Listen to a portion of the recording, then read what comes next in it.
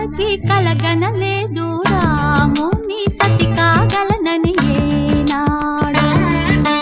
రాముడు అనుకోలేదు జానకి పతి కాగలనని ఆనాడు. ఆనాడు ఎవరు అనుకోనిది ఈనాడు మనకు నిజమైనది.